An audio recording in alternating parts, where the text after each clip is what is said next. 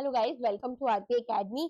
तो आज हम लोग यहाँ पर रिस्क मैनेजमेंट वाला पार्ट पढ़ने वाले हैं। रिस्क क्या होता है, कितने तरह के रिस्क होते हैं, है ना। वो सारी चीजें हम लास्ट क्लास में पढ़ चुके हैं। तो चलिए बिना किसी देरी के स्टार्ट करते हैं हमारी आज की क्लास। तो यहाँ पर सबसे पहले रिस्क मैनेजमेंट हमने देख लिया कि क्या होता है। रिस्क मैनेजमेंट के बारे में मैंने आपको कल बताया था। तो एक ऐसा प्रोसेस जिसमें कि हम यहाँ पर फ्यूचर तो ऑफ कोर्स नहीं चेंज कर सकते, लेकिन हम यहाँ पर उसको सेव कर सकते हैं, प्रोटेक्ट कर सकते हैं। तो एक ओवर आर्किंग अम्ब्रेला जहां पर कि हम रिस्क से खुद को बचा रहे हैं, ठीक है। और पास्ट की चीजों को समझते हुए हिस्टोरिक डेटा हम यूज करते हैं। हम देखते हैं क्या क्या अनप्रेडिक्टेबिलिटीज यहाँ पर चीजें हैं, तो अकॉर्डिंगली हम जाएंगे। तो ऑब्जेक्टिव्स क्या थे रिस्क मैनेजमेंट के? आइडेंटिफाई करना स्पेसिफिक एरिया ऑफ रिस्क। मैंने जैसे कल की क्लास में बताया था कि एक बीमारी की तरह हम इसको लेते हैं। फिर हमें एक प्लान बनाना होगा कि कैसे इन रिस्क को मैनेज किया जाएगा, कौन सी दवाइयां हम यूज करने वाले हैं। फिर उसको ऑर्गेनाइजेशनल प्रोसेसेस में इंटीग्रेट करेंगे। जैसे एक बीमारी होती है और वो अलग अलग जगह होगी, तो अलग अलग डॉक्टर्स यहाँ पर पूरा का पूरा आपके बॉडी को चेकअप करे, सारी चीजें करके डिसाइड करते हैं। एंड देन हम इवेलुएट और रिवाइज करते हैं प्लान को रेगुलरली, जैसे भी इम्प्रूवमेंट्स हो रहे होते हैं और यहाँ पर जो भी रिक्वायरमेंट्स या जो भी गैप्स आ रहे होते हैं। तो इम्पोर्टेंस इंश्योरेंस में क्या है? इंश्योरेंस कंपनीज रिस्क मैनेजमेंट को यूज कर कर मेजर और असेस करती हैं रिस्क को। जो भी स्ट्रैटेजीज है उन्हें डेवलप करती हैं, इसको ट्रांसफर कर देती हैं री इंश्योरेंस के थ्रू, अवॉइड करने की कोशिश करती हैं, कम कर लेती हैं या एक्सेप्ट कर लेती हैं, राइट। तो यहाँ पर कुछ की स्ट्रेटेजीज रहेंगी कि किस तरह से हमें रिस्क को मैनेज करना है। तो सबसे पहले आता है रिस्क अवॉइडेंस। तो यहाँ पर हम क्या चूज करें कि हम उन एक्टिविटीज में खुद को एंगेज नहीं करेंगे जिसमें कि रिस्क आता है। तो हम इन्वेस्ट नहीं कर रहे हैं वॉलेटाइल मार्केट्स में। रिस्क रिडक्शन में हम मिटिगेशन करने की कोशिश करेंगे, तो एक्शंस लेंगे ताकि हम यहाँ पर जो लाइक्लीहुड या इम्पैक्ट है रिस्क का उसे कम कर पाए। फॉर एग्जाम्पल हम यहाँ पर फायर अलार्म्स को इंस्टॉल करेंगे, सेफ्टी प्रोटोकॉल्स को लेकर आएंगे। रिस्क ट्रांसफर, तो यहाँ पर रिस्क को हम शिफ्ट कर रहे हैं टू अनदर पार्टी। तो यहाँ पर टिपिकली हमारे इंश्योरेंस के थ्रू हम रिस्क को एक पार्टी से दूसरी पार्टी की तरफ ट्रांसफर कर रहे हैं। इसके अलावा रिस्क रिटेंशन, एक्सेप्ट कर लिया, बेयर कर लिया रिस्क, और जो भी इसकी कॉस्ट ऑफ मैनेजिंग है वो हमें ये पता है कि वरना ज्यादा हो रही है देन द रिस्क इटसेल्फ, ठीक है। तो यहाँ पर फॉर एग्जाम्पल कोई स्मॉल डिडक्टिबल था किसी पॉलिसी पर, तो वो हमने यहाँ पर रख लिया कि हमें पता है वरना पूरी की पूरी पॉलिसी हमारे हाथ से चली जाएगी, लोग इसे खरीदेंगे नहीं।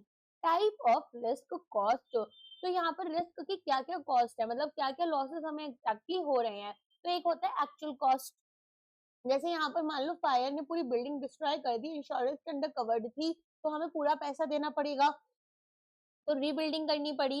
And cost of risk reduction या अवॉइडेंस, तो ना हमने यहाँ पर अभी तो खैर आप नहीं पढ़ोगे, फाइनेंस में ना एक टर्म होती है, जैसे हमने यहाँ पर क्या किया, री इंश्योरेंस हम यूज करते हैं, है ना। तो री इंश्योरेंस कंपनी को भी तो हमें प्रीमियम पे करना पड़ रहा है, तो एक कॉस्ट हमें देनी पड़ रही है। तो कॉस्ट ऑफ बाइंग इंश्योरेंस और या फिर नॉट बिल्डिंग द फैक्ट्री, हमने यहाँ पर फैक्ट्री को बिल्ड नहीं किया, रेदर हमने यहाँ पर, फिर क्या होगा, हो सकता है रेपुटेशन रिस्क आ जाए। तो एक इंश्योरेंस कंपनी के इसमें हम देखें तो इस तरीके से चीजें होंगी। तो इफेक्टिव रिस्क मैनेजमेंट के लिए इन रिस्क को, इन कॉस्ट को बैलेंस करना बहुत जरूरी है। अब कुछ मिसकंसेप्शंस होते हैं, जैसे कि रिस्क मैनेजमेंट जो है केवल और केवल इंश्योरेंस है, तो ऐसा नहीं होता है। रिस्क मैनेजमेंट में भी आप देखो, जैसे अगर आपके पास फाइनेंस है तो आप देखोगे कहाँ इन्वेस्ट करना चाहिए, कहाँ नहीं करना चाहिए। तो बहुत सारे अदर टूल्स और अप्रोप्रिएट तरीके होते हैं जिससे कि हम सिचुएशन को हैंडल कर सकते हैं। अब कुछ की टेक अवेज की बात करते हैं। इफेक्टिव रिस्क मैनेजमेंट में हम रिस्क को समझकर उसको क्वांटिफाई करते हैं, एक नंबर देते हैं। फिर डिफरेंट मेथड्स यहाँ पर देखते हैं कि किस किस तरह से इस रिस्क को हैंडल किया जा सकता है। उसमें से बेस्ट हमारे लिए कॉम्बिनेशन जो है कौन सा बन रहा है जिससे कि हमारे रिस्क को हम मिनिमाइज करें, और कॉन्टिन्यूसली मॉनिटर करेंगे और अपडेट करेंगे स्ट्रैटेजीज को। तो टेक्निक्स क्या है रिस्क मैनेजमेंट की? सबसे पहले आता है रिस्क अवॉइडेंस। हम यहाँ पर रिस्क को कम्प्लीटली अवॉइड करने की कोशिश कर रहे हैं, या फिर वो एक्टिविटी को जो कि रिस्क हमारे सामने ला सकती है।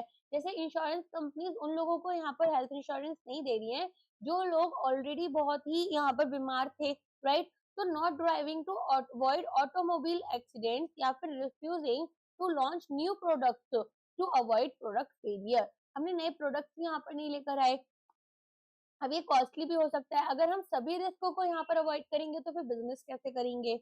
रिस्क रिडक्शन, अब रिस्क क्योंकि पूरी तरीके से अवॉइड करना मुश्किल है, हम इसको कम या मिनिमाइज कर सकते हैं। तो यहाँ पर जैसे अगर मान लो कोई पर्सन है, उन्होंने क्या करना है, सीट बेल्ट पहन लेनी है, तो यहाँ पर एक्सीडेंट अगर हो भी जाता है तो भी उनकी जो फिजिकल इंजरीज है वो कम रहेंगी।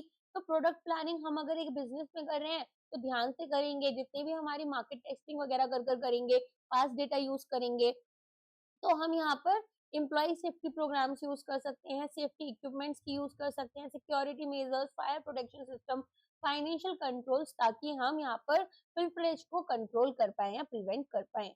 रिस्क अजम्पशन, अब ये हमारा रिटेंशन होता है कि कुछ रिस्क हमें एक्सेप्ट करने होते हैं और कुछ यहाँ पर बॉन्ड किए जाते हैं बाय इंडिविजुअल्स या फर्म्स। तो हम यहाँ पर रिस्क कब अज्यूम करते हैं? जब हमें लगता है कि जो पोटेंशियल रिस्क लॉस हमें हो रहा है वो बहुत कम है, रिस्क इज ऑलरेडी रिड्यूस्ड। तो यहाँ पर हो सकता है कि वो हमारे बाकी अदर मीन्स से हमने ऑलरेडी कम कर लिया है, जैसे हमने पहले ही डेटा वगैरह चेक कर कर तब अपना कोई प्रोडक्ट निकाला था। इंश्योरेंस बहुत ज्यादा कॉस्टली या फिर अनअवेलेबल है, कोई ऑल्टरनेटिव एग्जिस्ट नहीं करता ताकि हम इस रिस्क को कवर कर पाए। अब आता है रिस्क शिफ्टिंग। तो रिस्क शिफ्टिंग मैंने क्या बताया था, अगर जैसे मान लो कि यहाँ पर मैंने एक कार खरीदी और कार का इंश्योरेंस ले लिया, तो एक्सीडेंट में होने वाले फिजिकल डैमेज को हमारा यहाँ पर जो भी लॉसेस हो रहे हैं वो इंश्योरेंस कंपनी कवर करेगी। इंश्योरेंस कंपनी के लिए जो रिस्क हो रहा था वो री इंश्योरेंस कंपनी कवर कर रही थी, राइट? तो यहाँ पर इंश्योरेंस कंपनी अग्री कर देती है कि वो हमें एक प्रीमियम हमें उन्हें पे करना है, और इंश्योरेंस कंपनी री इंश्योरेंस को इस तरीके से ही प्रीमियम पे करती है। तो यहाँ पर कवर्ड किए जाते हैं रिस्क, लिमिट्स, प्रीमियम्स, और यूजुअली इनको रिन्यू किया जाता है ईयरली। अब कुछ इंश्योरेबल रिस्क हैं, जैसे pure risk, fire, theft, accident, sickness, death. Unmeasured insurable risk, अब कोई स्पेक्युलेटिव रिस्क हो गया। स्पेकुलेशन मैंने कल समझाया था क्या होता है। तो अगर उससे हमें कोई लॉस हो रहा है तो वो बिजनेस का लॉस है एंड यहाँ पर उसको हम इंश्योरेंस नहीं देते। तो एग्जांपल यहाँ पर कि हमने एक फैक्ट्री को इंश्योर किया अगेंस्ट फायर, और यहाँ पर लेकिन पुअर सेल्स उनकी हो रही है, इसका हम कुछ इंश्योरेंस नहीं दे सकते। रोल क्या है रिस्क मैनेजर का रिस्क मैनेजमेंट में? तो रिस्क यहाँ पर ना हमारे पास में एक पूरा का पूरा डिपार्टमेंट होता है। स्पेशली अगर हम बात करें बैंक्स की, तो बैंक्स में आपके पास में पूरा एक डिपार्टमेंट रहेगा रिस्क मैनेजमेंट के लिए, और वो भी market risk, credit risk, operational risk, सबके लिए अलग अलग डिपार्टमेंट्स। तो रिस्क फोरकास्ट करना कि भाई क्या क्या रिस्क हो सकते हैं, क्या क्या लॉसेस हमारे सामने आ सकते हैं, अकॉर्डिंगली हम मिटिगेशन प्लान लेकर आएंगे। मिटिगेशन प्लान में हम या तो रिस्क को कंप्लीटली एलिमिनेट करने की कोशिश करते हैं या तो फिर उसे रिड्यूस करते हैं। रिस्क हैंडलिंग, तो यहाँ पर रिस्क को कैसे हम इफेक्टिवली यूज करेंगे? तो देखो, अब हमें हैंडल करना होगा तो हमारे पास में अलग अलग सॉफ्टवेयर होते हैं जो कि होने वाले हमें या तो प्रोबेबल लॉसेस के बारे में या कोई प्रॉब्लम शुरू हो गई है उसके बारे में रिपोर्ट जनरेट करते हैं। तो हम अपनी नॉलेज स्किल्स यूज कर कर उस डेटा को एनालाइज कर कर उसे कंट्रोल करने की कोशिश करेंगे।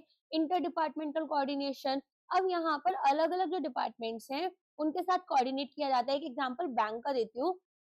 तो मान लो यहाँ पर मार्केट रिस्क देखा गया कि बहुत ज्यादा हाई चल रहा है, बहुत ज्यादा फ्लक्चुएशन चल रही है इंटरेस्ट रेट में, तो क्रेडिट रिस्क डिपार्टमेंट को मार्केट रिस्क डिपार्टमेंट बता देगा कि अभी जो लोन्स आप दे रहे हो उसमें थोड़ा सा सेफ्टी फीचर रखना क्योंकि इस तरह की सिचुएशन हो रही है। तो यहाँ पर हमारे पास में कोलैबोरेशन हो रहा है with the heads of various departments ताकि हम डिफरेंट टाइप ऑफ रिस्क को आइडेंटिफाई करें। फिर आता है रिस्क कोऑर्डिनेशन। तो हम इंडिविजुअल्स जितने भी हमारे पास में रिस्पॉन्सिबल हैं और मैनेजिंग स्पेसिफिक रिस्क इनके साथ में कोऑर्डिनेट करते हैं, और जो भी इंपॉर्टेंट सॉल्यूशंस हैं वो रिकमेंड किए जाते हैं। तो cost effective risk management approach यहाँ पर यूज करेंगे, ऑल्टरनेटिव यूज करेंगे, और जो बेस्ट होगा इम्प्लीमेंटेशन के लिए उसको हम सिलेक्ट करते हैं।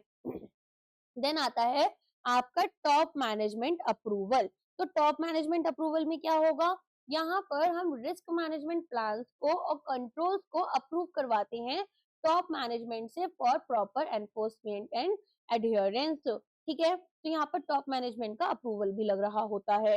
नेक्स्ट आ जाते हैं रिस्क मैनेजमेंट प्रोसेस पर। तो रिस्क मैनेजमेंट प्रोसेस में आपके पास में अगेन बहुत सारे स्टेप्स होते हैं, जैसे मैंने आपको identify, analyse, evaluate, treat, monitor, इसको हम एक सिस्टमेटिक वे में करेंगे और मैंने आपको सारा समझाया था। अब देखते हैं रिस्क आइडेंटिफिकेशन, जिसमें पोटेंशियल रिस्क हम देखेंगे जो बिजनेस को अफेक्ट कर रहे हैं। ठीक है, तो यहाँ पर लीगल, एनवायरमेंटल, मार्केट, रेगुलेटरी, तो मैनुअल रिकॉर्डिंग कर सकते हैं, रिस्क मैनेजमेंट सिस्टम यूज कर सकते हैं, तो हमारे पास में अलग-अलग मैनेजमेंट सिस्टम्स होते हैं। एक होता है एमआईएस, मैनेजमेंट इन्फॉर्मेशन सिस्टम, ये हमें हेल्प करता है रिपोर्ट्स वगैरह बनाने में, मैनेजमेंट को हेल्प करता है ये प्रॉपर्ली। ओके, मेथड्स के बाद में हमारे पास एडवांटेज क्या है कि रिस्क हमारे सभी स्टेक होल्डर्स के लिए विजिबल हो जाता है एक शेयर्ड सिस्टम के थ्रू, और यहाँ पर हम ट्रांसपेरेंसी मेंटेन कर पाते हैं। इसके बाद आती है रिस्क एनालिसिस। यहाँ पर हमें स्कोप समझना है और इम्पैक्ट समझना है हर एक आइडेंटिफाइड रिस्क का। तो हमें देखना होगा कि भाई ये वाले रिस्क हमारे सामने हैं, तो कैसे हम इनको बेसिकली यहाँ पर समझ सकते हैं, इनका इम्पैक्ट क्या है। तो हम यहाँ पर असेस किस चीज पर करेंगे, हम असेस करेंगे कि आपके पास में कितने बिजनेस फंक्शंस हैं जो कि अफेक्ट हुए हैं और सीवियरिटी क्या रही इम्पैक्ट की। मैनुअल वर्सेस सिस्टम, तो manual analysis versus automated mapping होगी रिस्क की हमारी पॉलिसीज, डॉक्यूमेंट, प्रोसेसेस में, ताकि हम बेटर इवैल्यूएशन कर पाए। इवैल्यूएटिंग रिस्क अवॉइडेंस, तो रिस्क प्रायोरिटाइजेशन हम कर सकते हैं। हम यहाँ पर रैंक करेंगे रिस्क को based on their severity and urgency. तो रिस्क को हमने लो टू कैटास्ट्रोफिक इस तरीके से यहाँ पर डिवाइड किया हुआ है। तो यहाँ पर सबसे पहले आता है आपका क्वालिटेटिव रिस्क असेसमेंट, तो ये सब्जेक्टिव हो सकता है, नॉन न्यूमेरिक असेसमेंट हो सकता है, कॉम्प्लेक्स या फिर इंटेंजिबल हो सकता है। ठीक है, क्वालिटेटिव, यहाँ पर हम नंबर्स में नहीं आइडेंटिफाई कर पा रहे चीजों को, ये हमारे सब्जेक्टिव हो गया। जैसे रेपुटेशन रिस्क है, अब मान लो यहाँ पर कोई इंश्योरेंस कंपनी के पास क्लेम्स के लिए आता है, बार बार कंपनीज मना कर देती हैं, तो धीरे धीरे ये बात सोशल मीडिया पर फैल गई। सोशल मीडिया पर फैल गई तो लोग इनके प्रोडक्ट अब यहाँ पर अवॉइड करने लग गए। तो ये पूरा का पूरा यहाँ पर क्या हुआ, सबसे पहले तो क्वालिटेटिव रिस्क था और बाद में कन्वर्ट हो गया आपके क्वांटिटेटिव में। फिर आता है क्वांटिटेटिव रिस्क, तो यहाँ पर ये डेटा ड्रिवन होता है। फाइनेंस रिलेटेड रिस्क, जो हमें नंबर्स बता रहे हैं कि इतने रुपीस तक का हमें लॉस हो चुका है। ट्रीटिंग द रिस्क, अब हम यहाँ पर क्या करेंगे, पर्पस हमारा क्या है ये समझते हैं। सबसे पहले तो हम ना एलिमिनेट करने की कोशिश करेंगे या मिनिमाइज करेंगे रिस्क को। तो यहाँ पर हमारे पास में एक्सपर्ट्स होते हैं, हर कंपनी कुछ एक्सपर्ट्स को हायर करती है जिन्होंने एफआरएम या फिर रिस्क मैनेजमेंट से रिलेटेड कोर्सेज किए होते हैं। ठीक है, अब यहाँ पर मीटिंग्स, ईमेल, फोन कॉल्स, इन सब के थ्रू हम इसको मिनिमाइज करते हैं। इसमें एक इम्पोर्टेंट पर्सपेक्टिव क्या रहता है कि जितना जल्दी यहाँ पर मान लो एक आपका वर्कर है, अगर हम बात करें हायरार्की की इन द कंपनी, तो वो काफी लो लेवल पर काम करते हैं, लेकिन उन्होंने कोई रिस्क आइडेंटिफाई किया, उन्हें लगता है कि ये प्रॉब्लम हो सकती है, तो एज सुन एज उनको यहाँ पर ये चीज फील होती है, he has to either report directly और वट एवर वे यहाँ पर है रिपोर्ट्स वगैरह प्रोवाइड कर जैसे भी है, उन्हें मैनेजमेंट को बताना होगा। और मैनेजमेंट का रोल होगा कि वो जल्द से जल्द इस रिस्क को यहाँ पर आइडेंटिफाई कर केटर करें, मिटिगेट करने की कोशिश करें, कंट्रोल करने की कोशिश करें। तो सिस्टम अप्रोच रहती है, सेंट्रलाइज डिस्कशंस, नोटिफिकेशंस, ट्रैकिंग होती है रिस्क ट्रीटमेंट की, प्रोग्रेस देखी जाती है सिस्टम में फॉर बेटर कोऑर्डिनेशन। नेक्स्ट आता है सिलेक्शन ऑफ टेक्निक, तो यहाँ पर हम appropriate risk management techniques use करते हैं, जैसे कि रिस्क को हम अवॉइड कहाँ कहाँ कर सकते हैं, है ना। हर जगह तो जरूरी नहीं अपनी पॉलिसीज बेचें, जहाँ पर लॉस ज्यादा होने का खतरा है नहीं बेचेंगे, रिटेंशन कर सकते हैं, अजम्पशन लगा लेंगे, शेयर कर सकते हैं, जैसे इंश्योरेंस कंपनी ने भी इंश्योरेंस ले लिया, ट्रांसफर कर सकते हैं अपना कुछ रिस्क का हिस्सा, है ना। स्वैपिंग वगैरह जो होती है फाइनेंस में, आपने पढ़ा होगा अगर, तो वो रिस्क को यहाँ पर क्या कर रही है, आपका कहीं ना कहीं ट्रांसफर कर देती है। ठीक है, प्रिवेंट करने में और रिडक्शन में। अब रिस्क फाइनेंसिंग को कैसे इंप्लीमेंट करना है, तो फाइनेंशियल स्ट्रेटेजीज लेकर आएंगे ताकि कॉस्ट ऑफ रिस्क को कवर करें। जैसे अगर शेयर्स खरीदे तो उसमें स्टॉप लॉस लगता है कि अगर शेयर का प्राइस इस लेवल तक आ गया तो इस लेवल पर हमें बेच देना है, इसके नीचे सिर्फ और सिर्फ लॉस होने के ही चांसेस रह जाते हैं। तो हम यहाँ पर समझेंगे कि कैसे फाइनेंस रिस्क जो है उनको हम यहाँ पर डिटरमिन करेंगे और कैसे इन्हें मॉनिटर किया जा सकता है using the effectiveness of financing methods. अब रिस्क मैनेज करने के लिए भी ना बहुत सारे मॉडल्स होते हैं। अब वो मॉडल्स जितना डिटेल में आपके इंश्योरेंस में अभी तो नहीं है, लेकिन आप जैसे जैसे यहाँ पर कंपनीज वगैरह ज्वाइन करोगे, आपके प्रमोशनल पेपर में आप उन मॉडल्स के बारे में पढ़ोगे कि कैसे उन मॉडल्स को डिजाइन किया गया है, वो मॉडल्स क्या काम करते हैं, है ना। अभी जरूरी नहीं है। मॉनिटरिंग एंड रिव्यू, तो कॉन्टिन्यूसली ऑब्जर्व करोगे रिस्क को और रिस्क मैनेजमेंट की इफेक्टिवनेस को। इसके बाद में मैनुअल वर्सेस सिस्टम, तो dedicated personal versus automated systems के ऊपर रिलाई किया जाएगा, जो कि आपको रियल टाइम अपडेट देते हैं रिस्क स्टेटस का। इसके बाद में बिजनेस कंटिन्यूटी को इंश्योर किया जाता है, रिस्क फैक्टर्स को हम अंडर कांस्टेंट सर्विलांस रखेंगे। नेक्स्ट आता है कॉन्सेप्ट ऑफ री इंश्योरेंस। अब री इंश्योरेंस जो है वो यहाँ पर क्या होगा एक special type of insurance contract है जो कि हमारी इंश्योरेंस कंपनीज के बीच में हो रहा है। तो यहाँ पर हमारे पास में इंश्योरर और इंश्योर्ड जो है वो लोग नहीं होते, रेदर हमारे पास इंश्योरेंस हम इंश्योरेंस कंपनीज को ही दे रहे हैं। तो ट्रांसफर हुआ रिस्क लाइबिलिटी का प्राइमरी इंश्योरेंस कंपनी, जैसे एक कंपनी ने इंश्योरेंस दिया यहाँ पर किसी इंडिविजुअल को, है ना, हेल्थ रिस्क के लिए। अब यहाँ पर ये जो कंपनी थी इसने खुद को भी प्रोटेक्ट करा, ऐसे इसने 100 इंश्योरेंस दे रखे हैं, तो अब यहाँ पर खुद को प्रोटेक्ट करने के लिए इसने दूसरा इंश्योरेंस ले लिया। तो हमारे पास में यहाँ पर एक सीडिंग इंश्योरर होता है जिसने कि यहाँ पर इशू किया है इंश्योरेंस पॉलिसी को किसी दूसरी कंपनी को, उसको बोलेंगे री इंश्योरर। ठीक है, तो यहाँ पर हमारे पास में क्या हुआ, हमने इंश्योरेंस लिया, इंश्योरेंस लेने के बाद में इस कंपनी ने अपने इंश्योरेंस को दूसरी कंपनी के पास ट्रांसफर कर दिया। तो ट्रांसफर हुआ risk liability primary insurance company ABC जो कि सीडिंग इंश्योरर है टू री इंश्योरर। ठीक है, अब ये जो ट्रांसफर है ये पूरा भी हो सकता है या फिर पार्शियल भी हो सकता है। तो ये यहाँ पर हेल्प करेगा प्राइमरी इंश्योरर को कि वो अपने रिस्क एक्सपोजर को कम कर सके। अब यहाँ पर रिस्क एक्सपोजर क्या हुआ, कितना लॉस उन्हें हो सकता है उसे थोड़ा कम कर पाएंगे। तो ये हमारा को इंश्योरेंस से थोड़ा अलग है, जहां पर सेवरल इंश्योरेंस ज्वाइंटली यहाँ पर एक सिंगल पॉलिसी को यूज कर रहे हैं। इन री इंश्योरेंस, री इंश्योरर क्या करते हैं, रिस्क को ओरिजिनली कवर करते हैं और इनको अंडर राइट किया जाता है बाय अनदर इंश्योरर।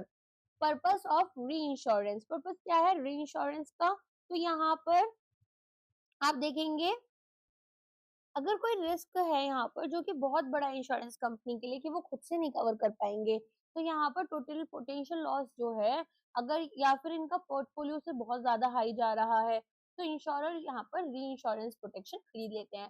पोर्टफोलियो क्या होता है, हम यहाँ पर अलग अलग पोर्टफोलियो बनाते हैं इंश्योरेंस कंपनीज भी ताकि रिस्क को कवर कर पाए।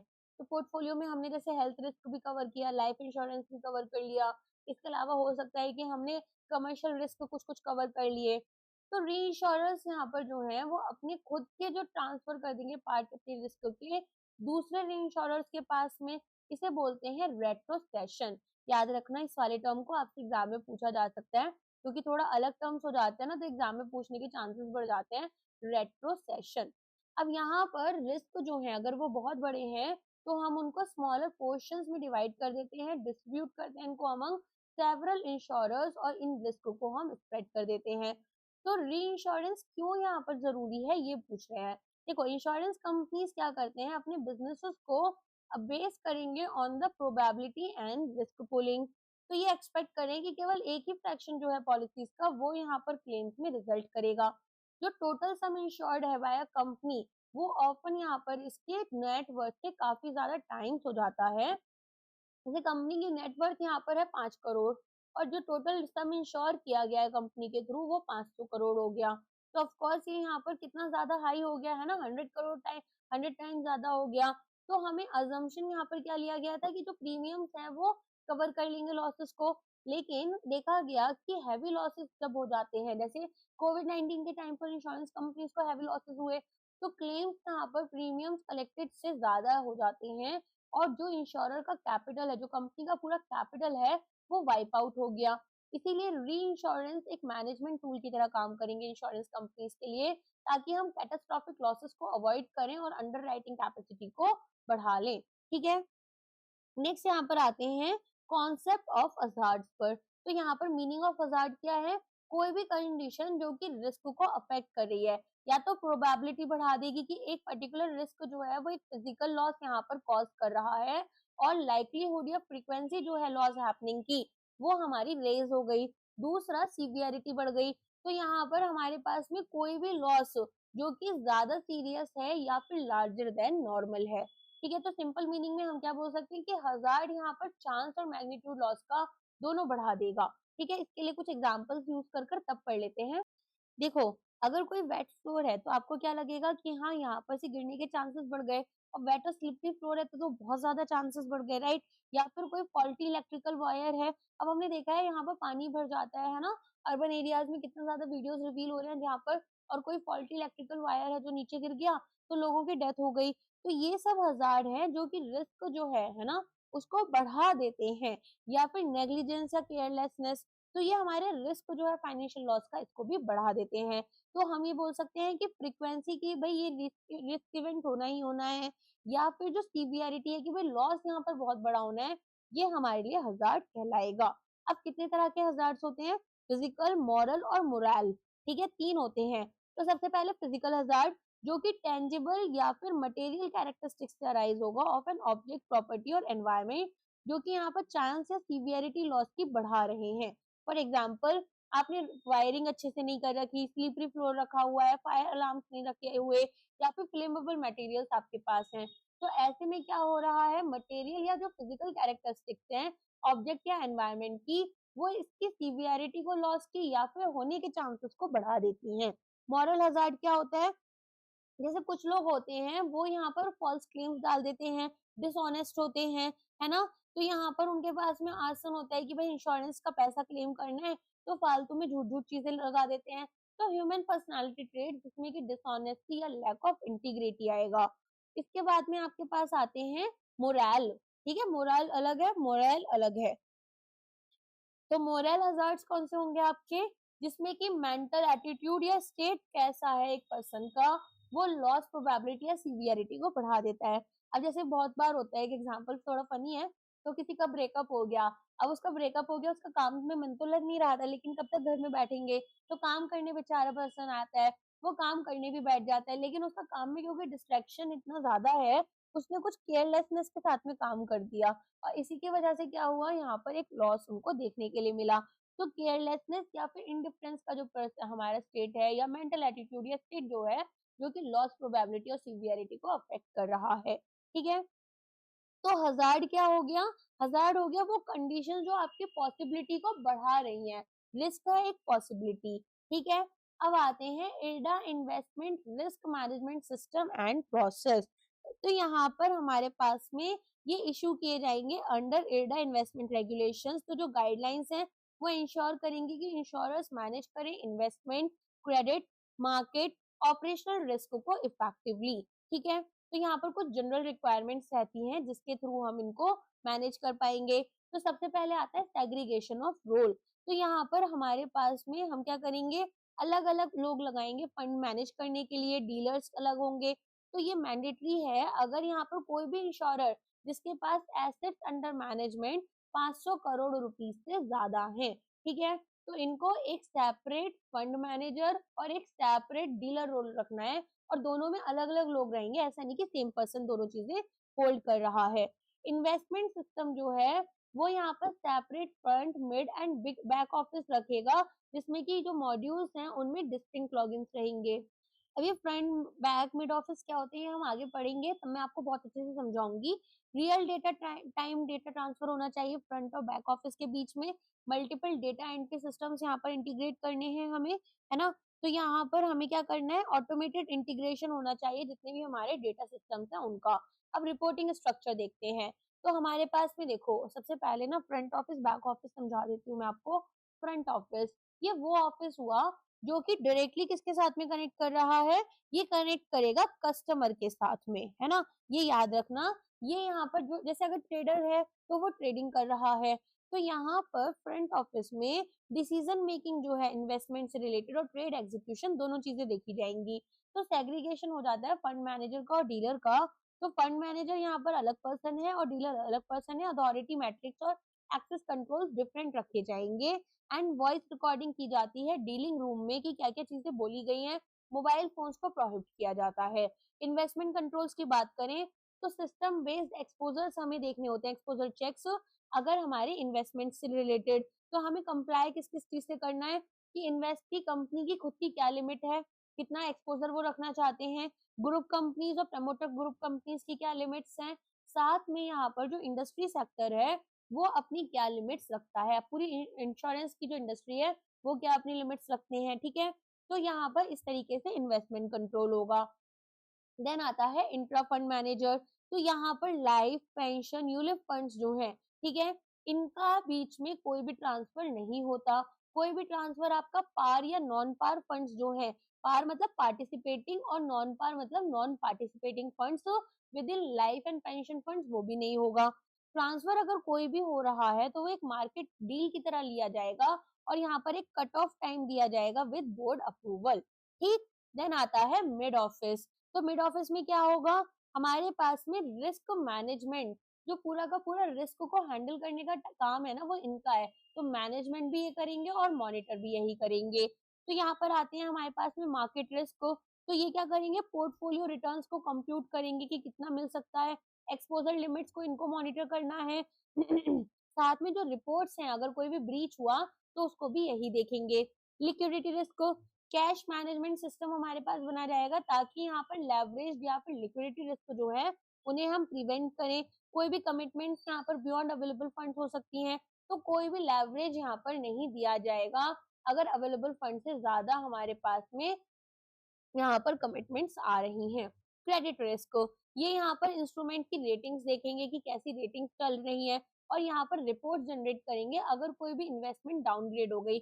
मैंने किसी कंपनी में इन्वेस्टमेंट की थी, उसके कॉर्पोरेट बॉन्ड में, जब उसकी रेटिंग ट्रिपल ए थी, अभी करेंटली उसकी रेटिंग डबल ए माइनस हो गई, तो मेरे पास रिपोर्ट जनरेट होकर आ गई। अब मैं यहाँ से इन्वेस्टमेंट पर हटाने की कोशिश करूंगी, ठीक है।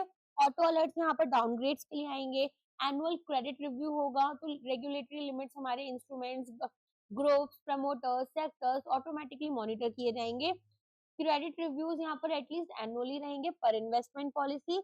ऑडिट ट्रेल होगा जो भी हमारे अप्रूव्ड और अदर इंस्ट्रूमेंट्स हैं उनके बीच में, ठीक है। तो जो भी एक्सपोजर है वो सारी चीजें चेक की जाएंगी। फिर आते हैं रेगुलेटरी लिमिट्स। तो यहाँ पर ना हमारे पास में देखो, अब हमारे पास एडा ने मान लो कोई लिमिट लगाई, अब एडा ने जो भी लिमिट लगाई वो इंश्योरेंस कंपनी का जो खुद का सॉफ्टवेयर है उसके साथ में यहाँ पर प्री सेट कर दी जाएगी ताकि हम उस लिमिट को यहाँ पर ब्रीच ना करें, ठीक है। Real time work flow approvals की जरूरत होती है। तो प्री सेट सिस्टम लिमिट्स हो गई कंप्लायंस के लिए और एक्सेप्शन रिपोर्ट्स हो जाती हैं ऑडिटर रिव्यू के लिए। फिर आता है रिव्यू एंड रिपोर्टिंग। तो ऑटोमेटेड कंप्लायंस यहाँ पर किया जाएगा, ट्रैकिंग एंड रिपोर्टिंग की जाएगी अगर कोई ब्रीचेस हुए और मैनेजमेंट को बताया जाएगा और ऑडिटर्स को बताया जाएगा, ठीक है। फिर आते हैं आपके बैक ऑफिस। बैक ऑफिस में क्या होगा, देखो बैक ऑफिस दो तरह के हो गए, एक तो जो आपका आईटी सिस्टम हैंडल कर रहे हैं, दूसरा यहाँ पर जो फ्रंट ऑफिस ने डीलिंग्स वगैरह की हैं उनको ये रिजेक्ट कर सकते हैं, ठीक है। तो यहाँ पर हमारे पास में सेटलमेंट का काम इनका होगा, अकाउंटिंग का काम इनका होगा, वैल्यूएशन का, और नेट एसेट वैल्यू कितनी है वो भी ये देखते हैं। तो सबसे पहले आता है डेटा एंट्री से रिलेटेड हमारा डेटा एंट्री और डेटा एरर को हैंडल करना। तो यहाँ पर केवल और केवल बैक ऑफिस है जो कि डील्स को रिजेक्ट कर सकता है, ठीक है। कोई भी एडिटिंग अलाउ नहीं की जाती और जितनी भी हमारी यहाँ पर रिजेक्टेड या अनसेटल्ड डील्स हैं उनकी ऑडिट की जाती है, तो उनको हमें लॉक करके रखना होता है, उनका डेटा बनाकर रखना होता है।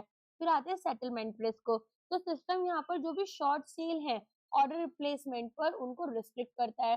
फिर मैंने बताया नेट एसेट वैल्यू कंप्यूट की जाएगी। तो यहाँ पर एनएवी की हिस्ट्री बनाई जाती है, जब फंड को हमने यहाँ पर शुरू किया इसको अपडेट करेंगे हम daily on live council website. इसके अलावा यहाँ पर क्या करा जाएगा, जितनी भी यहाँ पर मेजर एक्सपेंसेस हैं उनको हम अक्रू कर कर रखेंगे डेली, ठीक है। तो एक्स पर गाइडलाइंस, तो मेजर एक्सपेंसेस हमारे डेली जाएंगे, माइनर वीकली जाएंगे, जिसमें कि 1% या उससे कम का इम्पैक्ट होगा वो माइनर में कैलकुलेट होते हैं। करेक्ट एनएवी एरर्स यहाँ पर, तो जो भी एनएवी एरर्स हमारी 1% से ज्यादा हैं उन्हें हमें यहाँ पर टाइमली कॉम्पनसेट करना होगा एंड यहाँ पर करेक्ट करना होगा। ट्रांजेक्शन्स को हमें प्रॉम्प्टली रिकॉर्ड करना है विद इन 7 डेज मैक्सिमम। इसके अलावा इंटरनल कंकरेंट ऑडिटर्स जो हैं वो हमारी रिपोर्ट्स को, एनएवी रिलेटेड इश्यूज को, सिस्टम की इफेक्टिवनेस को रिव्यू करते हैं। इक्विटी डील्स होती हैं, तो जितनी भी हमारी इक्विटी डील्स हैं वो यहाँ पर आपके स्ट्रेट थ्रू प्रोसेस गेटवे के थ्रू जाती हैं हमारे ब्रोकर्स और ट्रांजेक्शन्स के लिए। वैल्यूएशन फाइल अपलोड्स, तो सिस्टम यहाँ पर ऑटोमेटिकली एडजस्ट करते हैं कॉर्पोरेट सेक्शंस के लिए। एंड यहाँ पर हमारी कोशिश क्या होती है, bonus, split, dividend, buyback. Reconciliation, daily reconciliation होगा इन्वेस्टमेंट्स का हमारे अकाउंट्स के साथ में, बैंक्स के साथ में, कस्टोडियंस, यूलिप लिमिट्स के साथ में। और रिकंसिलेशन होता है पॉलिसी एडमिन सिस्टम के साथ में डेली बेसिस पर। ओके, चलो अब यहाँ पर ना हमने फ्रंट बैक ऑफिस समझ लिया क्या होता है, अब वापस हमारे इस पर आ जाते हैं। तो अगर फ्रंट ऑफिस है तो फ्रंट ऑफिस को किसको रिपोर्ट करना है ये हमें समझना होगा। तो सबसे पहले हमारे पास क्या होते हैं, चीफ इन्वेस्टमेंट ऑफिसर होते हैं, राइट। तो यहाँ पर चीफ इन्वेस्टमेंट ऑफिसर को फ्रंट ऑफिस रिपोर्ट करता है और फाइनल ओवरसाइट हमारे सीईओ करते हैं। मिड एंड बैक ऑफिस में चीफ फाइनेंस ऑफिसर को ये रिपोर्ट करेंगे और सीईओ जो है उनके पास फाइनल बैक साइड ओवरसाइट होगी। चीफ रिस्क ऑफिसर जो होते हैं वो सीईओ को रिपोर्ट करते हैं। सीईओ रिस्क कमेटी जो होती है, ठीक है, उसको यहाँ पर देखकर बताते हैं कि क्या चीजें नहीं। तो एक रिस्क कमेटी क्या होती है, आरएमसी, रिस्क मैनेजमेंट कमेटी हमारे बोर्ड की। तो क्लियर सेग्रीगेशन है ऑफिस फंक्शंस का डेटाबेस लेवल पर। इसके अलावा और क्या चीजें करनी है, डीलिंग गाइडलाइंस जो होती हैं उस पर फोकस किया जाएगा। तो यहाँ पर हम देखेंगे कि एसओपी जो है, स्टैंडर्ड ऑपरेटिंग प्रोसीजर्स, ये स्पेसिफाई करेंगे क्या क्या गाइडलाइंस है पर्सनल इन्वेस्टमेंट की by front, mid and back office. Internal concurrent auditor जो है वो कंप्लायंसेस चेक करेंगे। मेकर चेक प्रोसेस हम यहाँ पर रखेंगे। तो डुअल लेवल ऑथराइजेशन होगा ट्रांजेक्शंस के लिए। तो प्रोसीजर्स जो है वो डॉक्यूमेंट किए गए पहले एसओपी में, फिर ऑडिटर्स जो है वो कमेंट करेंगे कंप्लायंस के ऊपर। इसके बाद में ऑडिट ट्रेल में जितनी भी डेटा एंट्री हुई है, ऑथराइजेशन जितनी भी हुए हैं, उन सबको हम यहाँ पर मेंटेन कर कर चलेंगे, लॉग कर लेंगे। ठीक है, लॉग मतलब LOG वाला log. Okay, business continuity process. तो यहाँ पर हम क्या कर रहे हैं, ऑफ साइट डेटा का बैकअप बना लेंगे अदर सिस्मिक जोन सिटी में। ठीक है, हमने यहाँ का डेटा कहीं और भी स्टोर कर लिया, तो अगर इस सिटी में कोई इशू आ गया तो भी मेरे पास में एक डेटा रहेगा। तो ऑफ साइट डेटा बैकअप हो गया। दूसरा, इंफ्रास्ट्रक्चर जो है वो हमारा मिशन क्रिटिकल सिस्टम्स का सपोर्ट करना चाहिए डेली एनएबी कैलकुलेशन के लिए और रिडेम्पशन प्रोसेसिंग के लिए। ठीक है, अब हमारे पास में आते हैं ऑडिट एंड कंप्लायंस के ऊपर। तो हमने बाकी पार्ट तो अभी पढ़ लिया था हमारा, और क्या बोलते हैं, front, back and mid office का। अब ऑडिट एंड कंप्लायंस में हमारे पास में कुछ चीजें होंगी, जैसे सर्टिफिकेशन।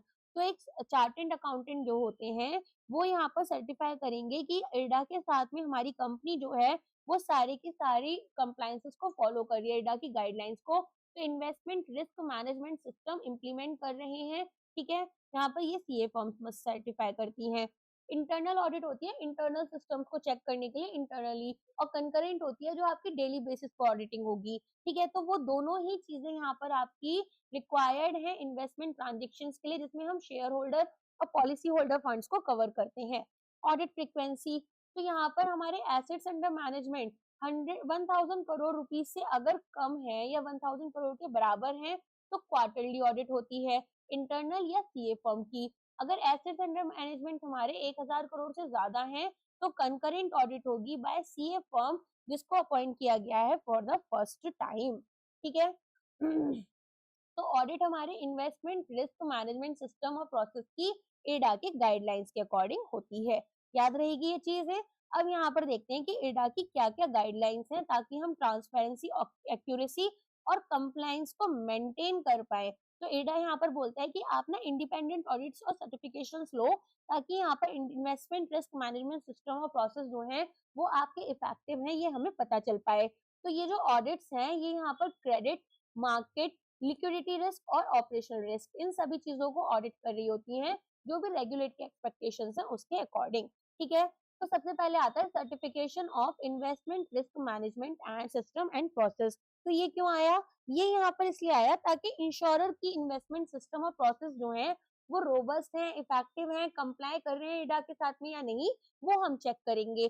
तो क्या क्या की रिक्वायरमेंट्स है, सबसे पहले तो यहाँ पर एक सीए फर्म होनी चाहिए जो कि इसको सर्टिफाई करेगी।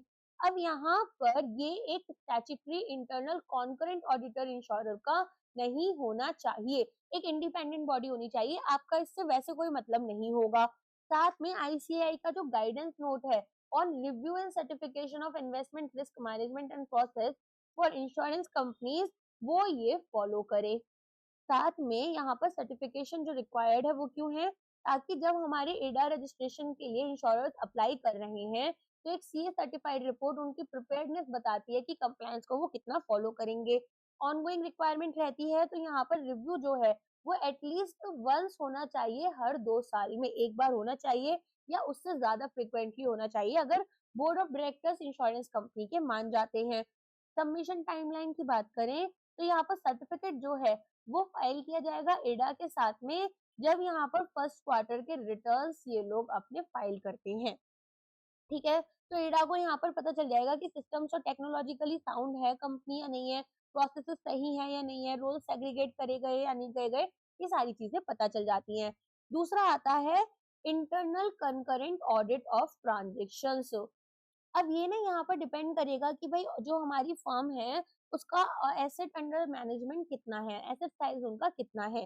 तो अगर 1000 करोड़ या उससे कम का है तो इन्वेस्टमेंट्स जो है, ठीक है, वो आपको अब क्या करने होंगे, इन्वेस्टमेंट ट्रांजेक्शन्स और सिस्टम्स तो आपकी क्वार्टरली ऑडिट होती हैं, और ऑडिट आपकी कैसी रहेगी, इंटरनल ऑडिट रहेगी, जिसको एक सीए देखेंगे। ठीक है, अगर ये 1000 करोड़ से ज्यादा की है तो ऑडिट आपकी कंकरेंट रहती है। ठीक है, साथ में यहाँ पर ये एक कॉन्टिन्यूअसली यहाँ पर होती रहेगी रियल टाइम में, और एक एक्सटर्नल सीए फर्म जो है वो इसको कर देते हैं। तो ऑडिट का जो स्कोप है वो आईसीआई की गाइडलाइंस के ऊपर होगा, और 100% ट्रांजेक्शन्स को हम कवर करेंगे अक्रॉस ऑल फंड्स। नेक्स्ट आ जाते हैं अपॉइंटमेंट क्राइटेरिया, कि भाई यहाँ पर अपॉइंटमेंट क्राइटेरिया क्या रहेगा हमारे सीएस का। तो सबसे पहले तो ये रजिस्टर्ड होने चाहिए आईसीआई के साथ में, 4 इयर्स का कम से कम एक्सपीरियंस इनका रिस्क मैनेजमेंट सिस्टम में, बैंक का, म्यूचुअल फंड्स का या इंश्योरेंस कंपनी का होना चाहिए। इन्वेस्टमेंट इंस्पेक्शन जो है एडा की वो इनको कंडक्ट करनी होगी, और मैक्सिमम 3 ऑडिट असाइनमेंट साइमल्टेनियसली यहाँ पर कर रहे हो, जिसमें risk management system audit, internal audit या फिर कंकरेंट ऑडिट आपकी होगी। अच्छा, इनको कभी भी डिबार या प्रोहिबिट नहीं किया होगा इरडा, आरबीआई, सेबी, आईसीआई ने।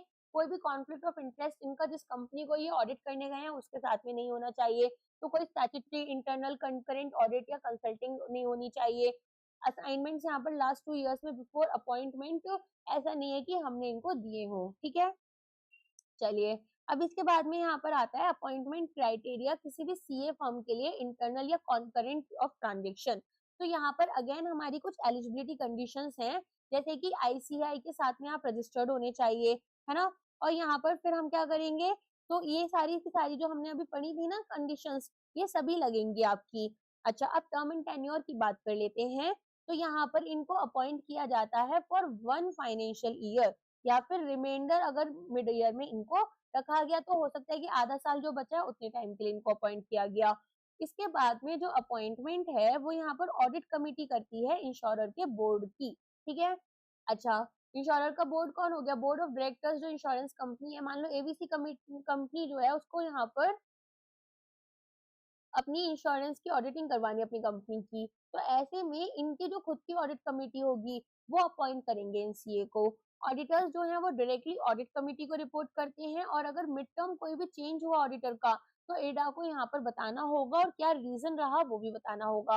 मैक्सिमम टेन्योर 3 साल का है ना। और यहाँ पर आपके पास में 3 इयर्स एंड 5 इयर्स का भी एक ब्लॉक लग सकता है, राइट। सेम यहाँ पर हमारे पास में कूलिंग पीरियड यहाँ पर रहेगा। तो अगर कूलिंग पीरियड कितना है, 2 साल का बिफोर रीअपॉइंटमेंट या फिर टेकिंग एनी अदर ऑडिट।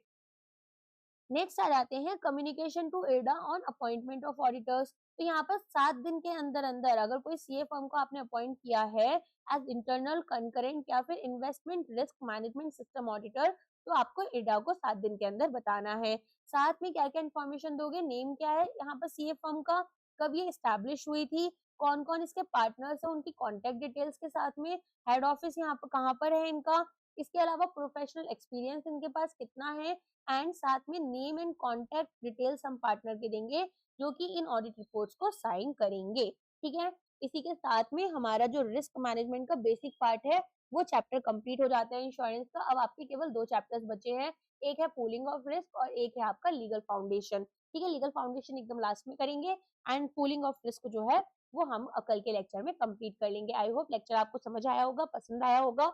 अगर वीडियो पसंद आई तो लाइक करना, चैनल को सब्सक्राइब करना, और अपने दोस्तों को बता सकते हो कि किस तरह से इंश्योरेंस के कंप्लीट लेक्चर्स उनको फ्री मिल रहे हैं। आज के लिए बस इतना ही है। Thank you so much.